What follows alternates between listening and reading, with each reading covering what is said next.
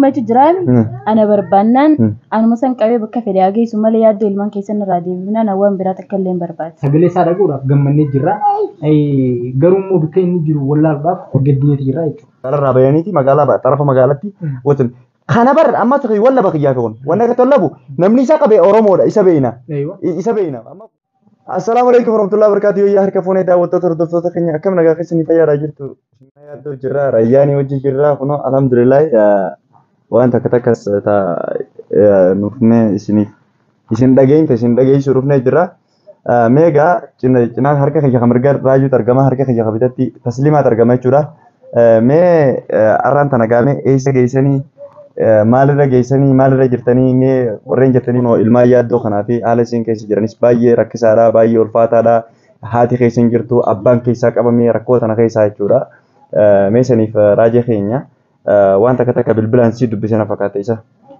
bilbila isaa si dubbisee mee waan singee fi akkaataa itti dubbisee fi kana daawwattoota keenyaaf warreen dhageenyiif ibsan godhe. Sagalee isaa dhaguudhaaf gammannee jirra. Garuu bakka inni jiru wallaaluudhaaf gaddineeti jirra jechuudha. Anaa fi Fatiyaan akkuma ganama kana subiin kaanii barbaachaa akkuma yeroo ta'an itti fuunetti osoo barbaadaa jirru jechuudha. Narratti bilbilee jechuudha. Silkii isaa ta duraan osoo hin taane silkii birootiin narratti bilbilee ana abbaa ta'e hin beekne hogguuniifin jalaa qabee heeloo jehuun ana yaaddoodha raaju ilmaan kiyya san akkamitti jiranii keessa jirtammoo jee jechuudha ilmaan kiyya na jabeessi jee na gaafate hogguuniif hangas qofa jee hogguunan eessa jirtaa maaliif hidhameetiin jiranaan jee eessa jirtan man tana duuba hogguun jiru silkiin hangasuma ibaafattee jechuudha ni cufamte silkiin ni cufamte kana hogguun jiru inni wallahi yooniifin dhuguma sanii jechuudha. Daqiiqaan inni bilbilee wajjin haasofne daqiiqaa takkaa fi sakandii 30 caalu. Fatiyaan ta'u hojii deemu jirru eenyusi bilbilaan jettee wacina akkanatti hojii deemu jirra hojii deemu jirru yaaddoon bilbilee oguun hin jiru sirkiin ni cufattee jechuudha. Isin Fatiyaan sirkiin akka inni jettu sirkiin cufamee jira. Maaliif deebinee bilbilee jirra. Hogguunii fi deebinee bilbilee jechuudha. Bilbilee isaa biizii jaa xiqqoo booda immoo cufaanaan jee jechuudha. Iswiic oofnaan jee khalaas akkasii dhiifne jechuudha. Sambuudelee silkii san nama hedduu kanneen telefoona kiyyaanis telefoona Fatiyaatiinis akkas shaakaraa turre yoo qabanamu ta'e jechuudha telefoonuma sanillee namni hundinuu irra deebi'eeti shaakala haala fakkaate jechuudha.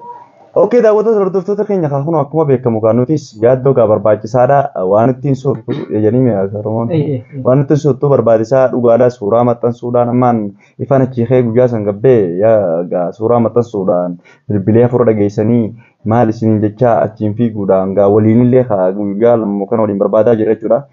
Waliin barbaannee ammoo hooggan isin biraa deemee furmaata dhageessanii alhamdulillaahi furmaata bakka inni jiru qofa addan baafanne malee yaaddoon akka mul'atee akka sagaleen isaa dhagaamtee akka lubbuun jiru dhageenyee jira jechuudha amma wanni daawwattoota biraan ga'uudhaaf dhufne. Sanii fi ijoollee yaaddoo haalli isaan guyyaa guyyaan maal ifa yaaddoon kun qabamee guyyaa guyyaan maaltu irra gahaa jira haati manaa isaa sunoo hagamta akka dila kana ilmaan isiitti diina taatee waan jiru takka mee tasliimaa teenya atis gaantara dhalaati. Mucaan yaaddoo kun mee ijoollee yaaddoo tungaa ni beektaa abbaa waan takka jirata abbaarraa jaalatan abbaabaan keenya isa kutee maal isin jechuudha mee waan isaan si gaafachaa jiran agamma waan takka daawwattoota keenya biraan akka nuuf geessu si gaafan. Ijoolleen gaan waa'umaan godhutti hin jirtu ijoolleen gurguddoodha akkuma duraanii jirti kan na dararu jiru mucaa xiqqaa kana qofa. Hongaa waan qonkoo anarraa nyaachuun baay'inaan na cinqa malee silaa waan. Qonkoo inumatti sirraan fudhate jechuudha. Anarraa nyaatu abbaa malee irraa nyaatu kun mucaan. Abbarraa malee nyaatu. Qonkoon an godhee abbumaan nyaachisaa beekee sanumaafuu narraa nyaatu. Ijoolleen guddoon gizee abbaan keenya jaanii na gaafatanis hojii jira yoo hin dubbatan akkuma duraanii taphatanii jiraatanii. Isaan akkuma duraaniitti jechuun jiraachaa jira. Kana dila kana guutuu rakkoo keessa na galche faraanii rabbi jazaa hafaluu fi silaa inni kana hunda namuu baatee mucaan kun dila nan cinqu. Gaafeeti wallahi. Daawwattoota hordoftoota keenya waan takka jira wallahi asirratti hedduu takka nama rifachiifti mucaa yaaddoo kun abbaa malee isarraa qonkoo nama biraarraa qonkoo fudhatu. Isarra baree duuba inni kun maal nyaachaa jira amma qonkoo sirraa fudhanne maal itti kannitti maal sirraa fudhata yeroo. Xuuxxoo dhugaa harka isaatii waan dhuguuf xuuxxoo bichaa. Dhohiteetuma lafa keessee fi biraa deemta dhufee fudhateeru hoggaa beela. Aannan sun qofa dhugaa moo waan biraa. Waan akka biskuutaa gisee kan inni eefni nyaatan. Qonkuma nyaanne malee qonkuma malaaqaan afaan keessuuf sirraa nyaanne malee. Harkaanis afaan keessee hin fudhatu sirra. Asiiraa fi kanuma nyaata. Oke daawwattoota hordoftoota keenya wallahi yaaddoo raajii keenya waan hedduu nama ulfaatu waan hedduu nama gaddisiisu daawwattoota keenya keessaan dhufanii waasaappiidhaan maaliin nuti dirqama waan rakkoon mudate takkaaf dirqama viidiyoo isin waraabuu qabna waraabuu isin qabnu maaliif akka tokkottis waan san ifa furmaata akka finneetti nama kana gammachiisuu qabnaadha malee akka mataa kiyyatamma chaanala kiyya dhugaa rabbisa yoo haase nama deenga guyyaa kaleessa viidiyoo mucaa waraabisan reaction irraa godhee nama hin arginne viidiyoo sana laala akka godhan maal jee reaction takka dalagee ture jechuudha. San jalatti viidiyooleen baay'een komentii baay'ee fi achi boodaan bilbila kiyya yuutuubii jalaa fudhatanii waasaap inni dhufuudhaan maari na gaafachuu garuu namoota baay'ee deebisuu hin dandeenye maaliif namni tokko daawwattoonni akka jiru dhufee hoggaa nama tokko baay'een si gaafate daawwattoonni gaafii isaanii yoo bakka deebistee malee nama tokko tokkoon deebisuuf hin dandeessu ulfaata waan ta'eef. Saniifuu daawwattoota keenya wanni isin gaafataa jirtan dhugaa keessanii tun gaafii sabaan nu gaafatu jirtan ammoo nuti itti jirra duuba hin deebinu as boodas yaaddoo aarsaa barbaachisaa ta'e kafalee yaaddoo icha keessaa baasuudhaaf nuti hundi keenyaa qophiidha.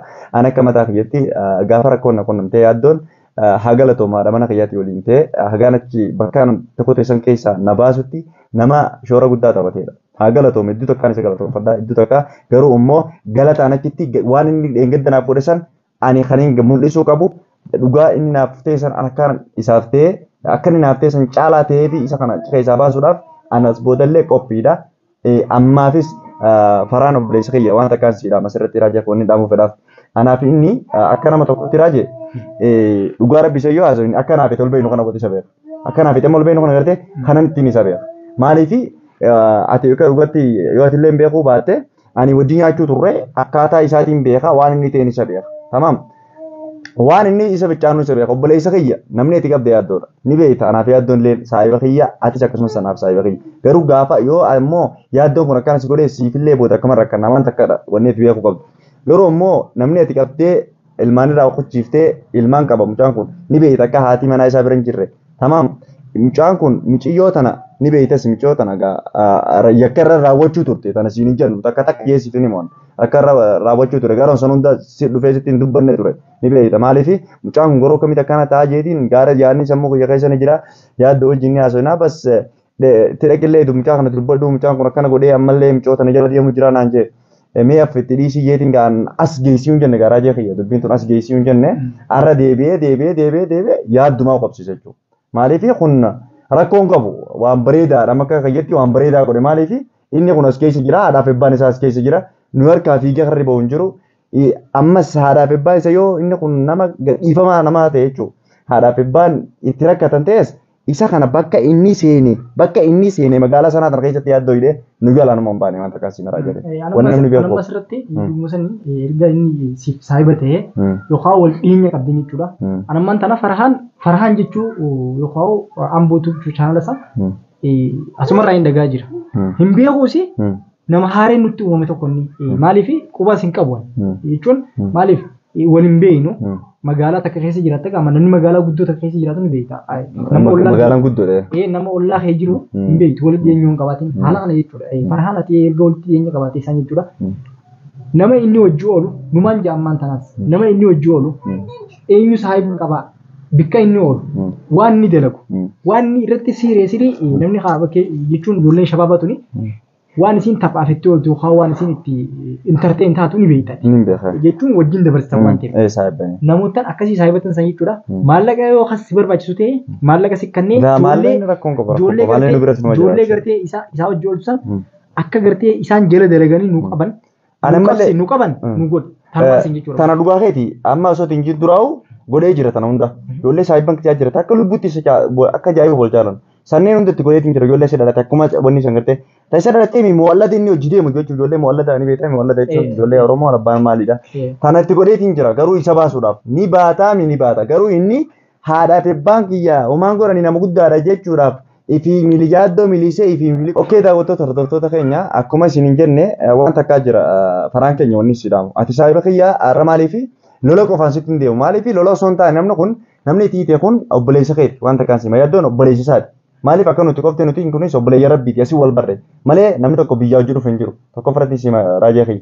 Inni kunis akkuma nuuf naaf saayibatti yaaddoon kun isaaf saayiba ture na fakkaata.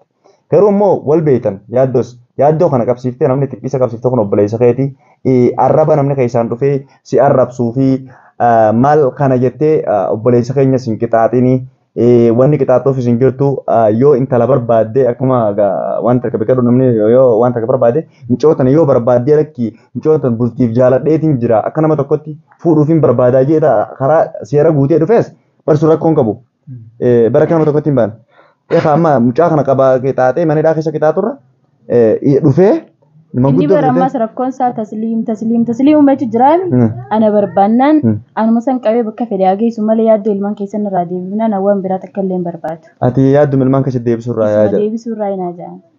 As booda silaa inni miidhaa akkuma gaafa kana. As booda isaanuu seeraan hin gaafachuudha.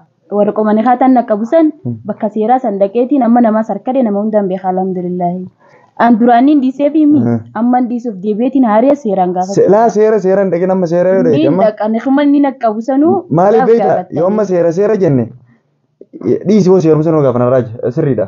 Seera karaa barbaachisaa ta'een irraa buuna dhaye.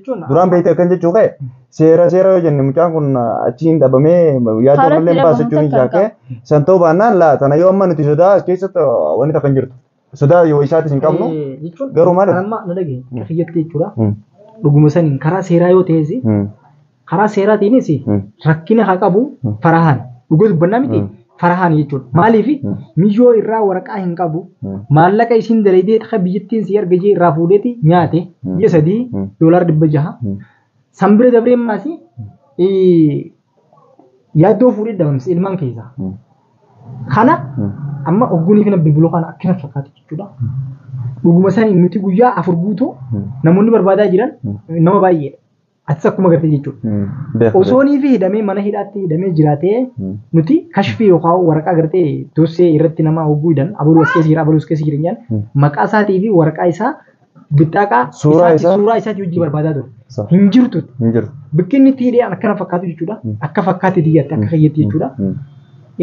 Mana hidhaa jiru na fakkaatti. Kophaadha.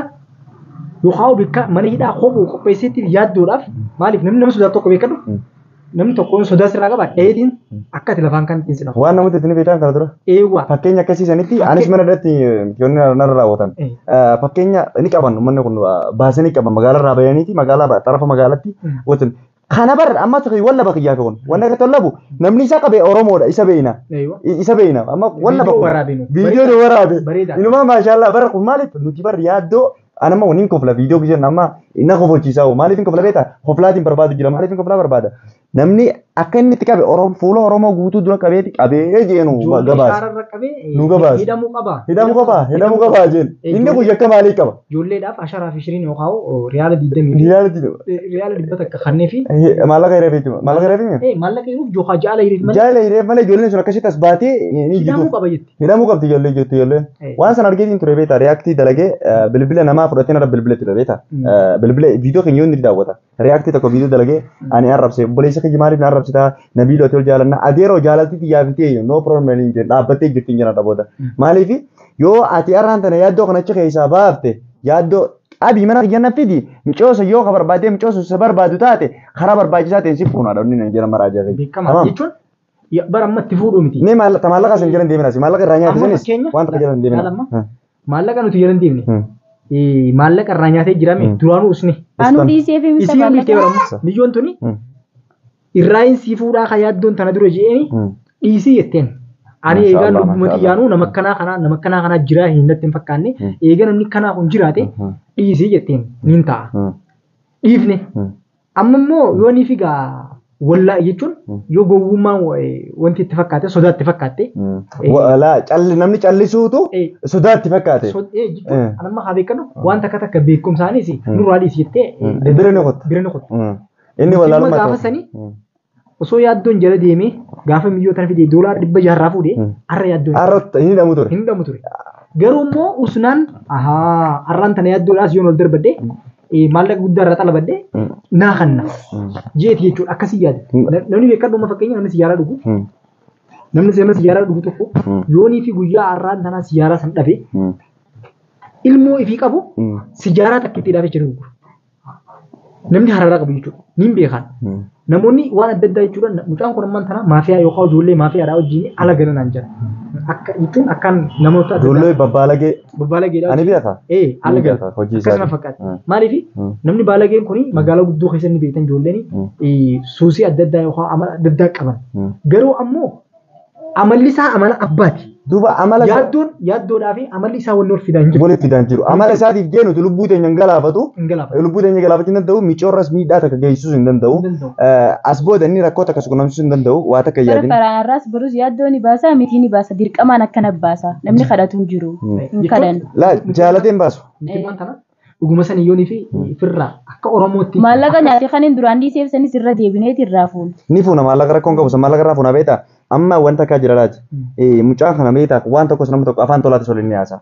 Afaan karaa tolaa sun karra deeman beektaa. Yaaddoo qabii fi diiti ishee atiin tunas jirtaa miti. Dhufee na fudhatu. Waa dhufee rakkoon qabu karaa barbaade yoo ni kaa lakki simfuul yoo nukaa duraanillee irraan qabaanne ishii tana jaalate ni kan si godha dallaa hojii rakkoon qabu bara.